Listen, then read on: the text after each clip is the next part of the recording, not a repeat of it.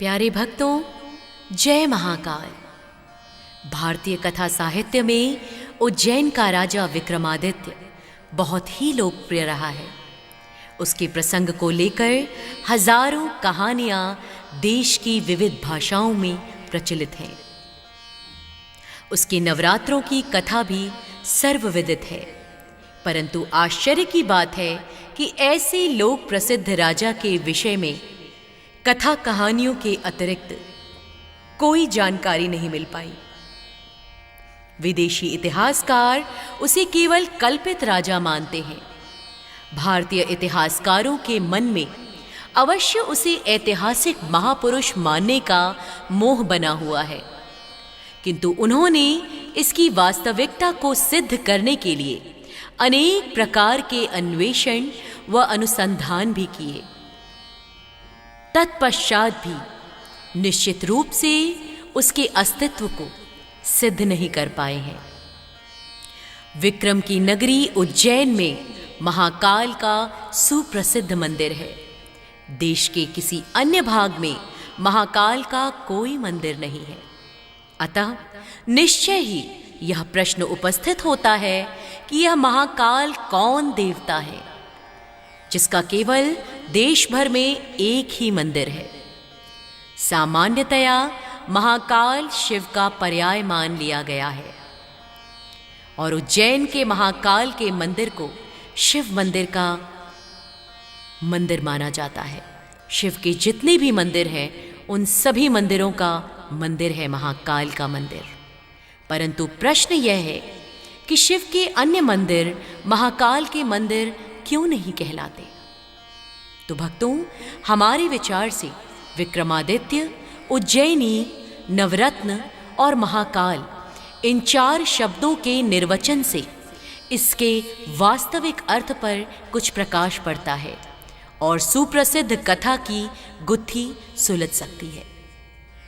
भारतीय ज्योतिषों के विद्वान यह जानते हैं कि उज्जैन का सूर्योदय काल देश भर के पंचांगों के लिए प्रामाणिक उदय काल माना जाता है।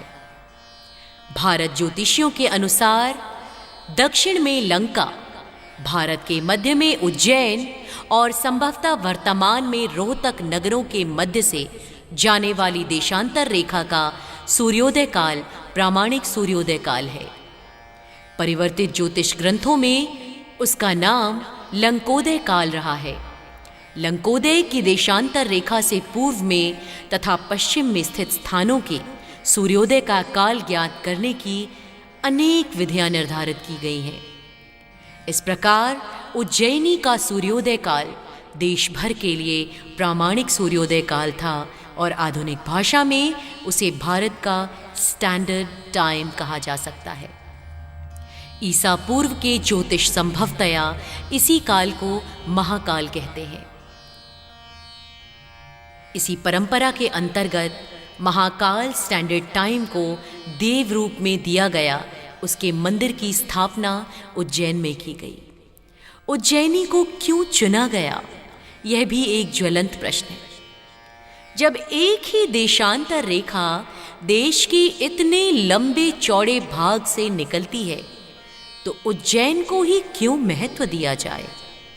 तो इसका उत्तर यह है कि उज्जैन कर्क रेखा पर स्थित है और जहाँ तक उत्तरायण सूर्य आता है और लौटकर मकर रेखा का दक्षिण भाग में होता है, कर्क रेखा पर स्थित होने के कारण भारतीय ज्योतिर्विदों ने उज्जैन को महाकाल की नगरी माना। भक्तों, विक्रमादित्य शब्द में दो खंड हैं, विक्रम और आदित्य। आजकल विक्रम का अर्थ सामान्यतया पराक्रम समझा जाता है और आदित्य का अर्थ तो हम सब जानते ही हैं, सूर्य। इस प्रकार विक्रमादित्य का अर्थ शक्ति का सूर्य माना जाता है। परंतु विक्रम शब्द में क्रम धातु है जिसका अर्थ है चलना। इसी से बना हुआ दूसरा शब्द संक्रम है जो सूर्य की गति के विषय में सर्वविदित है।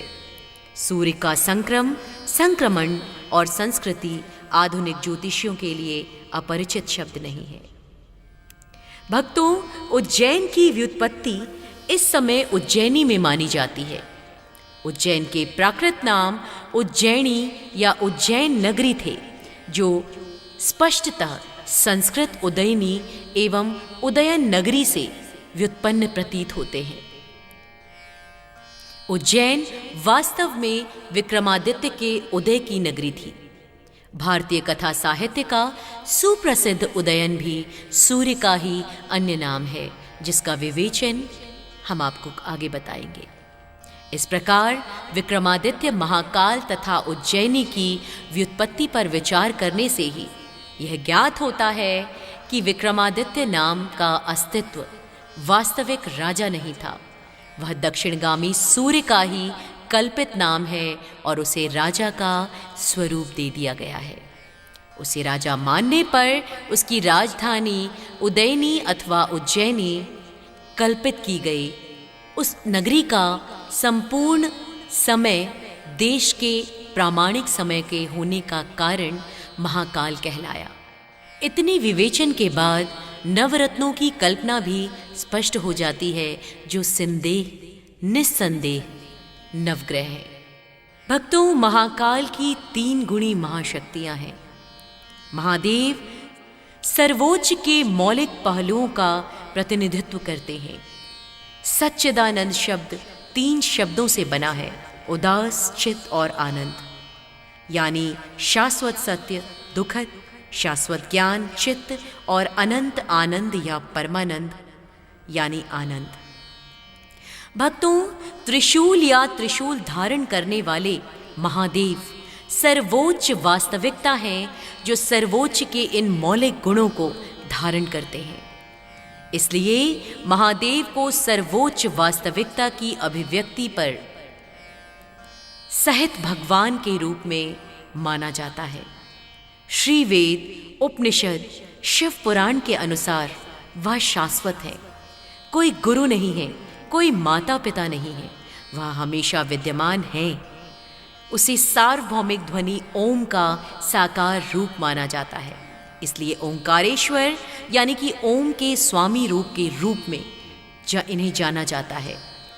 आदि शक्ति और महादेव के विवाह के समय पुजारी ने महादेव से उनके कुल के बारे में पूछा। तब ऋषियों ने महादेव की ओर से कहा कि वे सार्वभौम ध्वनि ओम से प्रकट हुए हैं। उनके कोई माता पिता नहीं हैं, उनके कोई घर नहीं है, उनके कोई पूर्वज नहीं है। इस प्रकार उनके एकमात्र पूर्वज सिर्फ और सिर्फ ओम ही हैं। उस त्रिशूल पर बंधे डमरू या ढोल को ब्रह्मंडीय डमरू के रूप में जाना जाता है, जो महादेव धारण करते हैं। जब इसे महादेव द्वारा बजाया जाता है तो कहा ऐसा माना जाता है, ऐसी मान्यता है कि तभी से सृष्टि का प्रारंभ हुआ था। भक्तों, आइए अब हम आपको बताते हैं कि महाकाल की भस्म आरती के पीछे के रहस्य के बारे में। इन सब में बाबा महाकाल की भस्म आरती दर्शन के लिए लाखों की संख्या में भक्त वहां रोज जाते हैं। विश्वेश्वर में महाकालेश्वर मंदिर एक अकेला तीर्थ स्थान है भक्तों, जहां वैदिक मंत्रों, शंख, डमरू के साथ बाबा भोलेनाथ की भस्म आरती की जाती है।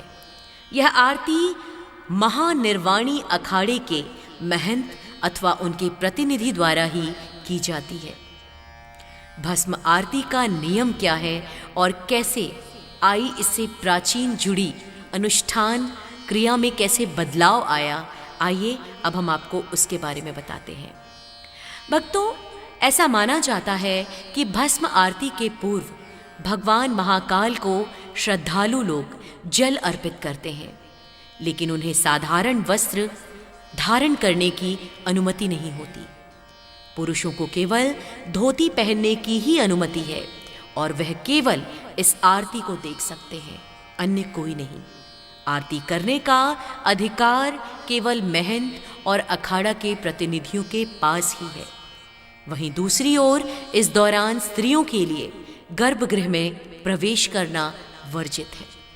ऐसा इसलिए माना जाता है क्योंकि इस समय भगवान निराकार रूप में होते हैं और इस रूप में भगवान शिव के दर्शन महिलाओं के लिए वर्जित माना जाता है। लेकिन भस्म आरती के दर्शन के लिए जितने भी लोग आते हैं वे नंदी मंडप, गणेश मंडप और कार्तिकेय मंडप में बैठकर इस आरती में शामिल हो सकते हैं। भक्तों, इससे जुड़ी हुई एक पौराणिक कथा के अनुसार पौराणिक काल में दूषण नाम के राक्षस ने उज्जैन नगरी में तबाही मचा दी थी।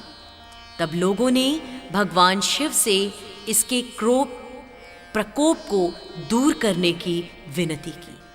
भगवान शिव ने दूषण का वध किया, अपने भक्तों के दुखों को दूर किया और नगरवासियों के आग्रह पर यहीं महाकाल के रूप में वे बस गए।